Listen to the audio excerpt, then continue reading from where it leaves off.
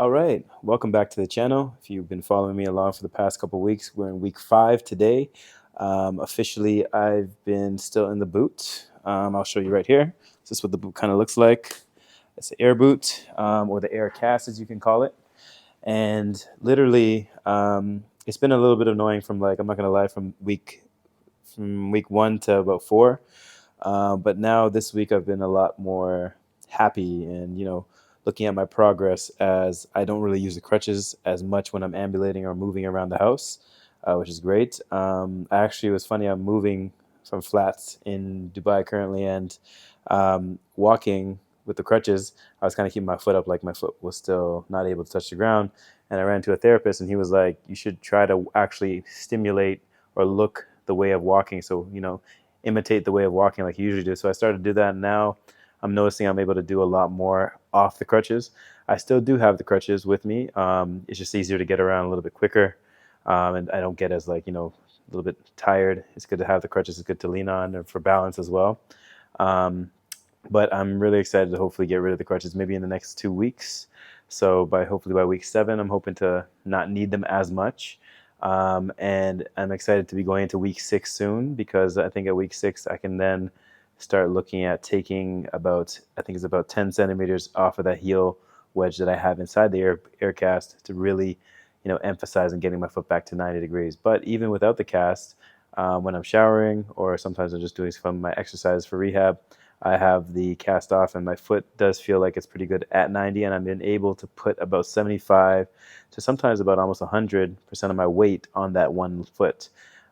So that's definitely a lot of progress within just a week and a half to 2 weeks. From week 3 to week 5, there's been huge amounts of growth. So I'm excited for that. And now going into week 6, I will be hopefully starting some physio.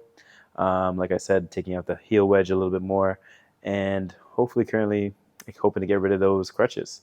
So if you are in that non-surgical route like myself, where you didn't have to do surgery, because as you know from earlier podcasts and earlier things that I've talked about, especially on the channel, that I had a partial tear.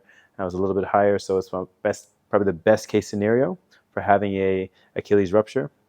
So I'm really looking forward to that. So I will be checking in with the rehab specialist here, and see what they say and what's the best exercise I should be doing and continuing to do to get back to 100%, or hopefully closest to 100%.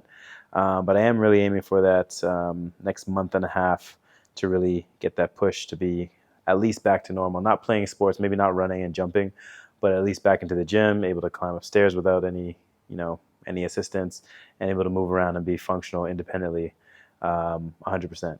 So anyways, if you're on the same journey as me, or you're looking at this right now, just wondering the next steps, it gets better from about week 4 to week 5. But really, what you really need to do is just really rest.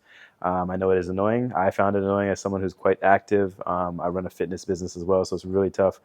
But it's something you just have to say no to yourself. And I've been taking a lot of joy in the fact that I'm back into the gym. In terms of what I do is I just use some cycling. I put the resistance up a little bit, just to really work on that, strengthening my quads, also strengthening the knees, because as you know, if you have an Achilles tendon, you can't really use your full extension of your Achilles. So I've been just using my knees and my quads really to help out. Also trying to work on the hamstring. So I have been working out with a little bit of the quad extensions and the hamstring curls, but what I usually do is just a single leg hamstring curl. I don't want to put too much pressure on the leg with the Achilles rupture. And yeah, as you can do the upper body as well. So there's still things you can do, but make sure you are exercising with caution. Don't stress the Achilles tendon. You don't want to go back to zero. So I do advise you to make sure that you take care of it. Wear the air boot as much as possible at all times, unless you're doing your rehab exercise or if you're showering.